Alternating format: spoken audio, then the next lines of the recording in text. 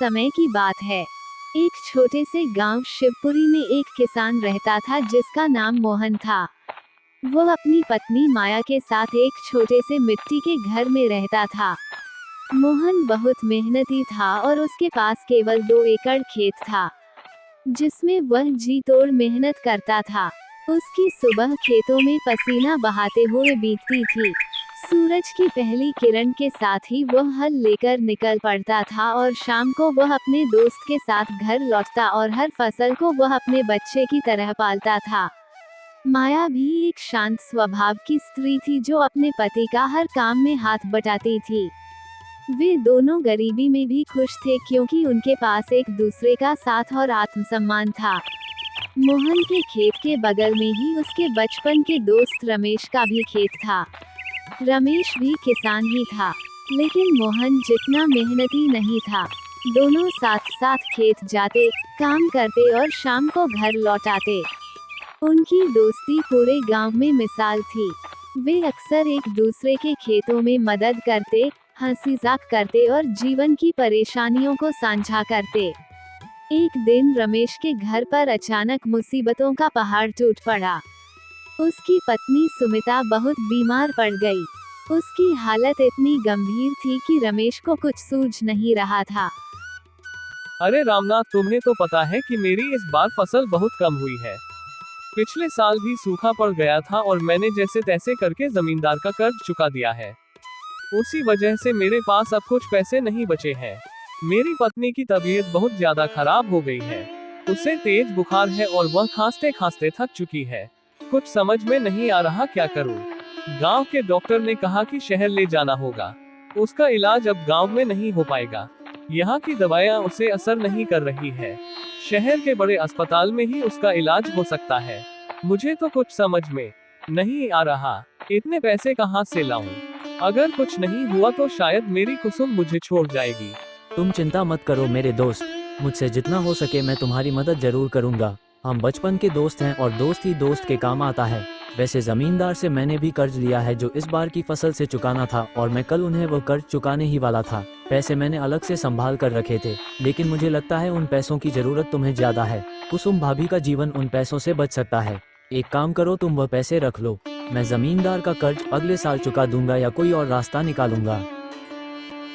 नहीं नहीं मेरे दोस्त, पैसे जमींदार को ही दे दो। तुम्हें तो पता है कि जमींदार कितना दुष्ट इंसान है। वह तुम्हें जीने नहीं देगा। अगर तुम कर्ज नहीं चुकाओगे तो वह तुम पर दुगना वसूल करेगा और तुम्हारी जमीन भी हड़प सकता है। तुम मेरे लिए इतना बड़ा जोखिम मत उठाओ। कैसी बातें कर रहे हो? जरूरत के समय मैं तुम्हारे काम नहीं आऊंगा तो दोस्ती का क्या फायदा? आखिरकार हम बचपन के दोस्त हैं, भाई जैसे हैं। इतना तो मैं तुम्हारे लिए कर ही सकता हूँ। जमींदार की चिंता मत करो, मैं उसे किसी तरह समझा लूंगा। और अब तुम ज्यादा मत सोचो, समय बहुत कीमती है। ये लो पैसे और जल्द से जल्द भाभी का इलाज करवा लो। एक पल की भी देरी मत करना।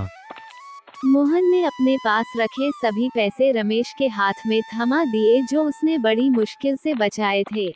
शुक्रिया मेरे दोस्त, आज तुम ना होते तो शायद मैं क्या करता। मुझे तो लग रहा था कि अब मेरी सुमिता नहीं बचेगी। तुम्हारे जैसा दोस्त मिलना बहुत नसीब वाली बात है।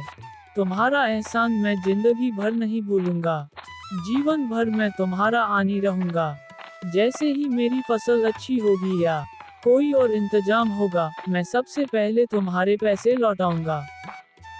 इतना कहकर रमेश पैसे लेकर वहां से चला गया। अगले दिन मोहन जमींदार महाबली सेठ के यहाँ जाता है।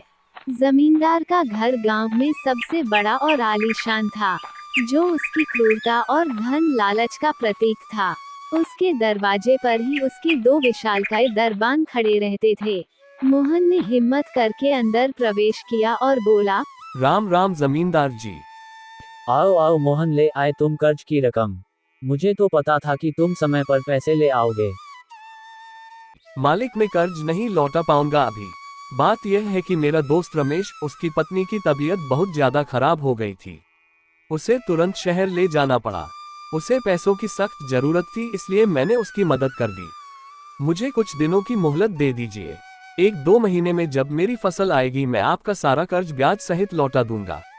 ये क्या कह रहे हो तुम? तुम्हें खुद खाने पीने के लाले पड़े हैं और बड़े आए समाज सेवा करने वाले, और समाज सेवा भी तुम मेरे पैसे से कर रहे हो। तुम्हें शर्म नहीं आती और यहाँ मुझे ये सब कहानी सुना रहे हो। मुझे कुछ नहीं सुनना, मुझे मेरे पैसे चाहिए बस। मैं तुम्हें 1 हफ्ते का वक्त दे रहा हूँ।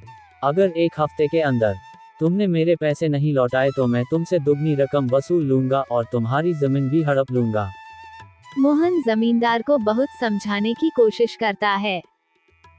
दया कीजिए मालिक, मैं आपका नमक खाता हूँ। मैं आपका पैसा कभी नहीं रखूंगा, बस थोड़ी मोहलत दे दीजिए। पर जमींदार मोहन की एक नहीं सुनता और उसे वहां से धक्के मारकर भगा देता है। जमींदार के दरबानों ने मोहन को बाहर निकाल दिया। मोहन निराश होकर वहां से चला जाता है। उसे समझ नहीं आ रहा था कि अब वह क्या करेगा। उसकी जमीन ही उसकी जीविका थी और उसे खोने का डर उसे सता रहा था। माया को ये बात कैसे बताएगा, ये भी चिंता थी। कुछ दिन ऐसे ही बीत जाते हैं। मोहन हर दिन रमेश का इंतजार करता है। सोचता है कि वह पैसे लेकर आएगा। एक दिन मोहन की मुलाकात रमेश से गांव के चौराहे पर होती है। अरे रमेश, तुम शहर से कब लौटे? तुम्हें देखा नहीं इतने दिनों से। सुमिता भाभी का इलाज हो गया, अब उनकी तबीयत कैसी है? सब ठीक तो है? अरे मोहन, अभी मैं जरा जल्दी में हूँ। हाँ, तुम्हारी भाभी अब ठीक है, उनका इलाज हो गया है। मैं तुमसे बाद में मिलता हूँ, अभी बहुत जरूरी काम है। इतना कहकर रमेश वहां से जल्दबाजी में निकल जाता है। ये देखकर मोहन को थोड़ा अजीब सा लगता है। उसे रमेश का व्यवहार पहले जैसा नहीं लग रहा था, लेकिन वो कुछ समझ नहीं पाता और वो भी बिना कुछ बोले वहां से घर चला जाता है। रमेश अपने घर पहुंचकर तुरंत अपनी पत्नी सुमिता से कहता है, अरे सुमिता, तुम्हें पता है आज बीच रास्ते में मुझे मोहन मिल गया था और वह मुझे तुम्हारी तबीयत के बारे में पूछ रहा था। मैंने किसी तरह से उसे जल्दबाजी का बहाना बनाकर वहां से निकल आया। मुझे बहुत अजीब लग रहा था उससे बात करते हुए। आप कब तक उससे ऐसे छुपते रहोगे? एक ना एक दिन तो वह आपसे पैसों के बारे में पूछ ही लेगा। मुझे तो पहले ही पता था कि यह सब झूठ बोलना ठीक नहीं है। अब आपने उसे पैसे वापस करने का वादा किया था तो करना ही पड़ेगा। आप एक काम कीजिए, इस बारे में जमींदार से बात कर लीजिए। आखिर यह सब कुछ जमींदार जी के कहने पर ही किया है, वही कोई रास्ता निकालेंगे। तुम ठीक कह रही हो, मुझे उससे बात करनी ही पड़ेगी। मैं अभी जमींदार से बात करके आता हूँ। जमींदार जी, जैसा कि आपने कहा था, मैंने झूठ बोलकर अपनी बीवी के बीमार होने का बहाना करके मोहन से पैसे ले लिए थे और अपने ससुराल चला गया था ताकि उसे लगे कि मैं अस्पताल में हूँ और अपनी पत्नी का इलाज करवा रहा हूँ। इसी तरह मैंने आपका काम कर दिया है। अब तो आप मेरे ब्याज के पैसे नहीं मांगेंगे ना? हाँ ठीक है, मैं तुम्हारे ब्याज के पैसे माफ करता हूँ। तुमने मेरा बहुत बड़ा काम किया है। मोहन अब हमारी मुट्ठी में है। पर मैं मोहन को ज्यादा देर तक नहीं संभाल पाऊंगा। उसे मुझ पर शक होने लगा तो मुश्किल होगी। आपको जो भी करना है जल्द से जल्द करिए। तुम फिक्र मत करो, मैंने उसे 1 हफ्ते का वक्त दिया था। उसमें से 4 दिन तो गुजर चुके हैं, 3 ही दिन बचे हैं और 3 दिन में वह खाक पैसों का इंतजाम करेगा। उसे मजबूरन अपनी जमीन मुझे देनी पड़ेगी और फिर मैं उसका जमीन पर भी कब्जा करूंगा। फिर 3 दिन बाद जो जमींदार द्वारा दी गई मोहलत का आखिरी दिन था। मोहन रमेश के घर जाता है। उसके मन में अभी भी उम्मीद थी कि रमेश पैसे लेकर आएगा। वह दरवाजे पर पहुंचकर आवाज देता है, अरे रमेश, बाहर आओ, तुमसे बहुत जरूरी बात करनी है। जमींदार का समय पूरा हो रहा है। अरे भाई साहब, वो तो घर पर नहीं है। वह तो 2 दिन पहले ही शहर के लिए निकल गए थे। आपको कुछ जरूरी काम था क्या? मुझे बता दीजिए, मैं उनको बता दूंगी। दरअसल वह शहर गए हुए हैं और 3 दिन बाद ही लौटेंगे, ऐसा कहकर गए थे। मोहन को सुनकर गहरा झटका लगा। उसे लगा जैसे किसी ने उसके पैर के नीचे से जमीन खींच ली हो। ये सुनकर मोहन बहुत निराश हो जाता है और घर की ओर लौट जाता है। उसके मन में अब रमेश के लिए गहरे शक पैदा हो गए थे। उसे लगा कि रमेश ने उसे धोखा दिया है। वह पूरी तरह से टूट गया था। अजी सुनते हो, बाहर निकल जाओ। मोहन चला गया है। अच्छा हुआ जो चला गया। अब 3 दिन तक वह मेरा दिमाग नहीं खाएगा और 3 दिन में जमींदार जी का काम भी हो जाएगा। मोहन की जमीन हमारे पास होगी। जमींदार का समय पूरा हो रहा है। क्या करूं माया, कुछ समझ नहीं आ रहा। जमींदार ने 1 हफ्ते का समय दिया है और आज आखिरी दिन है। रमेश भी शहर गया हुआ है, पता नहीं कब लौटेगा। अगर आज उसे पैसे नहीं मिले तो वह हमारी जमीन हड़प लेगा। हम क्या करेंगे? ये सब आपकी ही गलती है। देख लिया आपने किसी की मदद करने का नतीजा।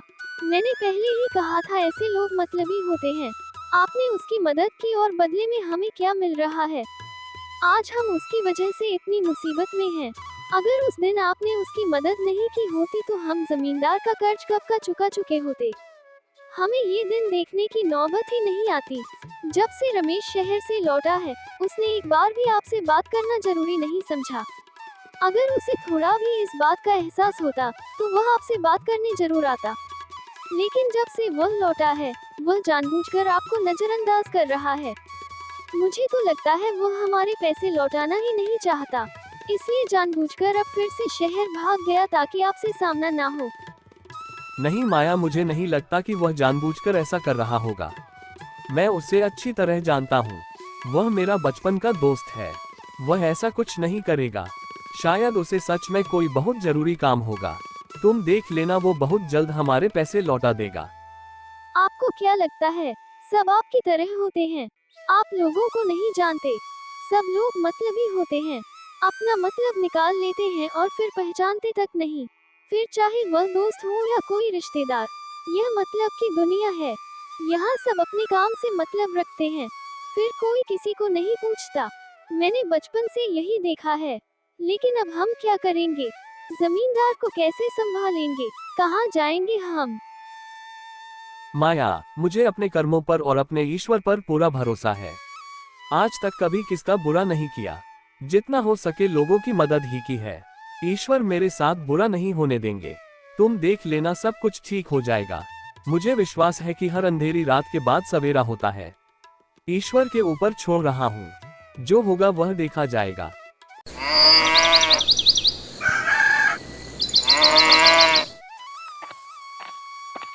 दूसरे दिन सुबह सूरज अभी पूरी तरह से निकला भी नहीं था कि मोहन अपने खेत जाता है, तो वहाँ पहले से ही जमींदार खड़ा होता है। उसके साथ उसके 2 दरबान और गांव के कुछ लोग भी थे। जमींदार मोहन से बोलता है, मोहन, अब तुम्हारा इस जमीन पर कोई अधिकार नहीं। समय पूरा हो चुका है और तुमने पैसे नहीं लौटाए। तुम यहाँ काम नहीं कर सकते। निकलो यहाँ से। यह जमीन अब मेरी है। ऐसा मत कीजिए जमींदार जी, यह जमीन ही मेरी रोजी रोटी है। अगर मेरे पास यह जमीन नहीं रही तो मैं तो भूखा मर जाऊंगा। मेरा परिवार भी भूख से मर जाएगा। दया कीजिए, मैं आपके पैसे जल्द से जल्द लौटा दूंगा। मुझे कुछ दिनों की मोहलत दीजिए, बस 1 महीना और दे दीजिए। बस अब बहुत हो चुका। तुम्हें कोई मोहलत नहीं मिलेगी। मैं तुम्हें पहले ही कहा था और 1 हफ्ते का टाइम भी दिया था। अब से तुम्हारा इस जमीन पर कोई अधिकार नहीं है। यह जमीन पर अब मेरा हक है। अगर फिर इस जमीन पर दिखाई दिए तो मैं अपने आदमी से कहकर तुम्हारी टांगे तोड़ दूंगा और तुम्हें गांव से निकलवा दूंगा। इस जमींदार ने उसे बेरहमी से भगा दिया और उसके दरबानों ने मोहन को खेत से बाहर निकाल दिया। रामनाथ निराश होकर अपने घर लौट जाता है। उसके मन में गहरा दुख था। उसने अपनी जान से प्यारी जमीन खो दी थी। उसी दिन बहुत तेज बारिश होने लगती है। आसमान में काले बादल छा गए थे और बिजली कड़क रही थी। बारिश इतनी तेज होने लगी कि उसका सामना मोहन का कच्चा घर नहीं कर पाया और उसका घर पूरी तरह से गिर जाता है। छत गिर गई, दीवारें ढह गई और उनका सारा सामान पानी में बह गया। एक मुसीबत के बाद दूसरी मुसीबत आ खड़ी हुई थी, जैसे विपत्तियां उनका पीछा कर रही हो। भगवान, ये कैसी परीक्षा है? हमारे ऊपर तो एक नई मुसीबत आती ही जा रही है। पहले जमीन हाथ से गई और अब हमारे सिर पर छत भी नहीं रही। अब हम कहाँ जाएंगे, कहाँ रहेंगे? यह बारिश तो रुकने का नाम ही नहीं ले रही और ठंड भी बढ़ रही है। फिर मोहन और माया रमेश के घर जाते हैं उससे मदद मांगने के लिए। उनको उम्मीद थी कि अब तो रमेश अपनी दोस्ती निभाएगा। वे भीगते हुए उसके दरवाजे पर पहुँचे। मोहन ने दरवाजा खटखटाया, तभी रमेश बाहर आया गया। अरे रमेश, बारिश की वजह से मेरा पूरा घर ही बह गया है। अब मेरे पास रहने के लिए कोई और जगह नहीं है। हम बेघर हो गए हैं। क्या तुम कुछ दिनों के लिए मुझे और माया को अपने घर में रहने की जगह दे सकते हो जब तक हम कोई नया ठिकाना नहीं ढूंढ लेते? मोहन, मानता हूँ कि मैंने तुमसे पैसे उधार लिए हैं। इसका मतलब ये तो नहीं कि तुम अपना बोझ या बिस्तर उठाकर मेरे घर में आ जाओ। मैंने कोई धर्मशाला थोड़ी खोल रखी है और मेरा घर इतना भी बड़ा नहीं है कि मैं तुम्हें अपने घर में जगह दे सकूं। मेरे पास खुद इतना स्थान नहीं है। तुम किसी और से मदद मांगो। मैं तुम्हारी कोई मदद नहीं कर पाऊंगा। जाओ यहाँ से। इसी तरह मोहन पूरे गांव में मदद मांगता है, पर कोई मोहन की मदद नहीं करता। सबने मुंह मोड़ लिया। कुछ लोग तो डरते थे कि कहीं जमींदार मुझसे नाराज ना हो जाए, और कुछ लोग बस अपने काम से मतलब रखते थे। हर दरवाजा उनके लिए बंद हो गया। फिर चलते चलते उन्हें एक गुफा दिखाई दिया और दोनों उसी गुफा में चले गए। देख लिया आपने, लोगों की मदद करने का इनाम यही मिला। मैंने आपसे हमेशा कहती थी बड़ा दोस्त कहते थे ना आप रमेश को। अब कहाँ गया आपका बड़ा दोस्त? निभा ली उसने अपनी दोस्ती। जब उसकी जरूरत थी तब तुमने उसकी मदद की, और जब हमें उसकी जरूरत है तो उसने हमें एक दिन के लिए भी अपने घर में नहीं रखा। इतना भरोसाबंद इंसान मैंने अपनी जिंदगी में नहीं देखा। मुझे तो अब किसी पर भरोसा नहीं रहा। माया, तुम फिक्र मत करो। मुझे अपने भगवान पर बहुत भरोसा है और जो हो रहा है अच्छा ही हो रहा है। अगर यह समय नहीं आता तो मैं रमेश की असलियत कभी पहचान ही नहीं पाता। अच्छा हुआ कि भगवान ने मुझ पर यह समय लाया। बुरे समय में ही लोगों की पहचान होती है। अच्छे समय में तो सब अपने लगते हैं और तुम चिंता मत करो। हमने कभी किसी का बुरा नहीं किया है। उसे अपने कर्मों की सजा जरूर मिलेगी।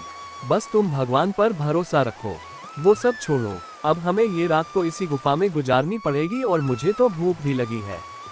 क्या तुम कुछ सामान घर से उठा लाए हो जिसे पका कर हम खा सके? मैं थोड़े से चावल और कुछ दाल साथ में लाई हूँ। जब घर गिर रहा था तो मैंने जल्दी से उठा लिए थे। हम उन्हें पका कर खा सकते हैं।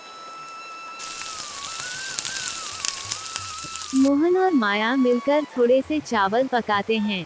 तभी अचानक गुफा के बाहर एक बूढ़ी महिला खड़ी होती है।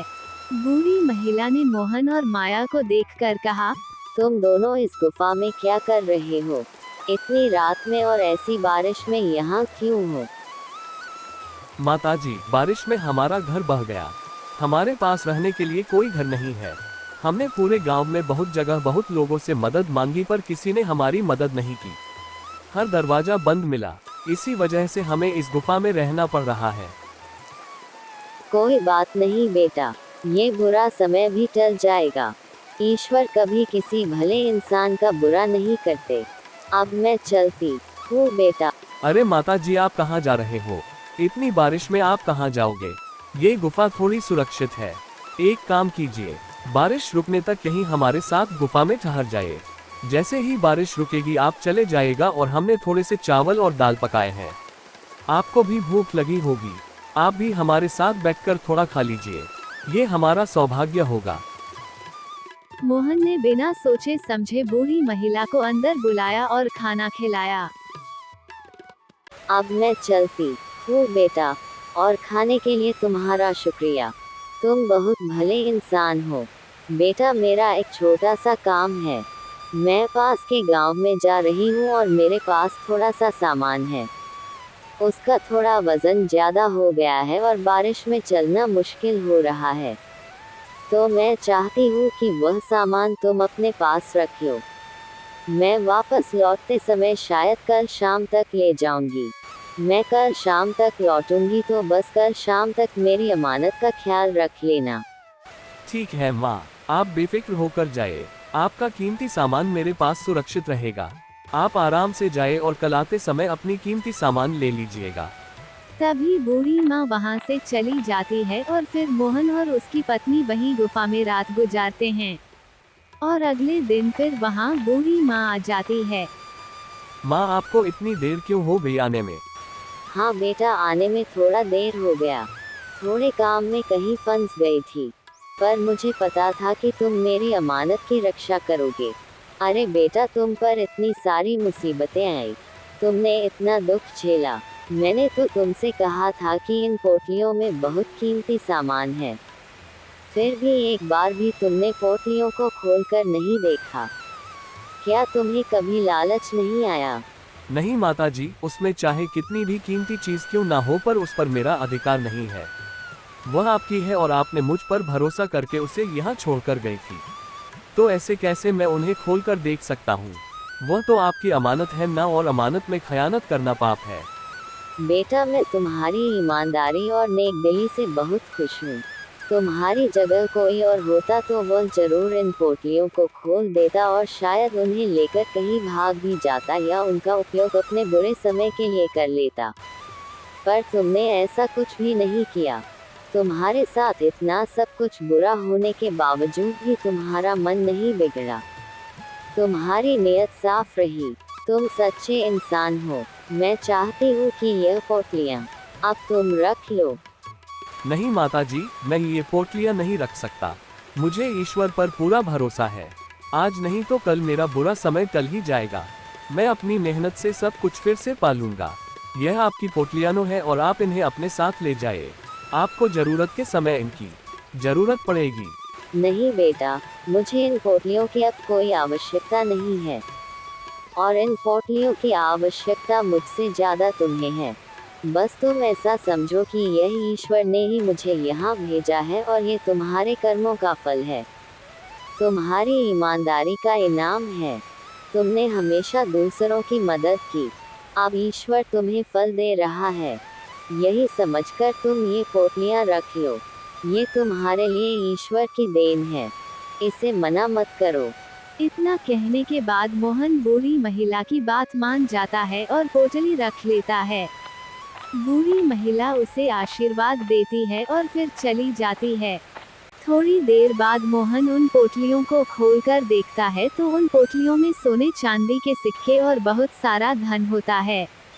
वो इतना सारा होता है कि उसमें मोहन की पूरी जिंदगी आराम से गुजर जाए। मोहन और माया ये देखकर बहुत ज्यादा खुश हो जाते हैं। देखा माया, मैंने कहता था कि ईश्वर एक दिन हमारी सहायता जरूर करेंगे। एक दिन हमारे भी अच्छे दिन आएंगे। ईश्वर ने कभी हमें अकेला नहीं छोड़ा। इसमें कितना सारा धन है, इतना सारा धन तो हमारे पूरे गांव में किसी के पास नहीं। इसमें तो हमारी पूरी जिंदगी बड़ी आराम से गुजर जाएगी और हम दूसरों की भी मदद कर सकेंगे। फिर मोहन गांव में अपना घर बनवा देता है, जो गांव में सबसे बड़ा और पक्का मकान होता है। उसने अपने नए घर में सभी सुविधा रखा। उसने गांव के लिए एक कुआं भी खुदवाया ताकि सभी को शुद्ध पानी मिल सके। गांव के बहुत सारे लोग मोहन का ये घर देखकर जलने लगते हैं। उन्हें विश्वास नहीं हो रहा था कि गरीब किसान इतना अमीर कैसे हो गया। अजी सुनते हो, मोहन ने कितना बड़ा घर बनाया है। इतना बड़ा घर तो हमारे पूरे गांव में किसी के पास नहीं है। आखिर इसके पास इतना धन आया कहां से? आप जरा जाकर पूछिए तो कहीं उसने कोई चोरी तो नहीं की। तुम पागल हो गई हो क्या? मैं जाकर उससे पूछूं? मेरी शामत आई है जो उससे जाकर पूछ लूं। हमने उस दिन उसकी मदद नहीं की थी जब उसे हमारी सबसे ज्यादा जरूरत थी। अब किस मुंह से उसके पास जाकर उससे बात करूंगा? और उसके पैसे भी देने बाकी हैं। मैं उसके पास नहीं जा सकता। हमने थोड़े से पैसे के लालच में आकर उसके साथ बहुत बुरा किया है। आप बिल्कुल सही कह रहे हैं। हमें ऐसा नहीं करना चाहिए था। हमने बहुत बड़ी गलती की। एक दिन बहुत ज्यादा और तेजी से बारिश होती है। आसमान में काले बादल छा गए थे। बारिश इतनी तेज होती है कि गांव में बाढ़ आ जाती है और उस बाढ़ में गांव के बहुत सारे लोगों के कच्चे घर बह जाते हैं। यहाँ तक कि जमींदार महाबली का भी पक्का घर इस बाढ़ का सामना नहीं कर पाता और ढह जाता है और रमेश का भी घर बह जाता है। वे सारे लोग रास्ते पर आ जाते हैं। उनके पास कोई ठिकाना नहीं बचता। उनके पास खाने के लिए भी कुछ नहीं था, लेकिन गांव में सिर्फ एक आदमी का घर बचा होता है और वो मोहन का होता है। उसका मजबूत और पक्का घर बाढ़ का सामना कर गया। अजी सुनते हैं, अब हमारे पास तो कोई रास्ता नहीं है, सब कुछ बह गया, हम कहाँ जाएंगे? क्यों न हम मोहन के घर पर जाकर रुक जाए, उसका घर तो बचा हुआ है। सुमिता, हम किस मुंह से मोहन के घर जाएंगे? जब उसे हमारी जरूरत थी तब हमने उसकी कोई मदद नहीं की। उसे बुरा भला कहकर घर से निकाल दिया था। मैंने उसे धोखा दिया। अब मैं उससे किस मुंह से मदद मांगूंगा और वह भी मेरी मदद क्यों करेगा? हमने उसके साथ बहुत बुरा किया है। हमने उसे बहुत सताया है। तुम बिल्कुल सही कह रहे हो। हम किस मुंह से मोहन के पास जाकर मदद मांगेंगे? हमने उसके साथ ठीक नहीं किया। ये हमारे ही कर्मों की सजा है जो आज हमें मिल रही है। ये सब हमारी गलती का परिणाम है। तभी वहाँ पर मोहन आता है। वह गांव वालों की हालत देखकर बहुत दुखी होता है। मोहन उनके पास आता है। आप सभी मेरे घर पर रह सकते हैं। मेरा घर बड़ा है और सभी के लिए जगह है। आप चिंता ना करें। ये सुनकर रमेश और जमींदार महाबली सेठ की आंखें भर आती हैं। उन्हें अपनी गलती का गहरा एहसास होता है। हमें माफ कर दो मोहन, हमें माफ कर दो। हमने तुम्हारे साथ बहुत बुरा किया। मैंने तुम्हारी दोस्ती का अपमान किया। मुझे बहुत शर्म आ रही है। मोहन, मैंने जानबूझकर तुम्हारी जमीन हड़पने के लिए रमेश के साथ मिलकर साजिश रची थी। मैंने तुम्हें बहुत सताया। मैंने तुम्हारा सब कुछ छीन लिया। हमने तुम्हारे साथ इतना बुरा किया, फिर भी तुम आज हमारी मदद के लिए यहाँ खड़े हो। हमें खुद पर शर्म आ रही है। आज हम तुमसे नजरें मिलाने के लायक नहीं हैं। हम तुम्हारे सामने खुद को बहुत छोटा महसूस कर रहे हैं। हो सके तो हमें माफ कर देना। उसने सभी गांव वालों को अपने घर में आश्रय दिया और उनकी मदद की। गांव वाले मोहन की नेकदिली से बहुत प्रभावित हुए।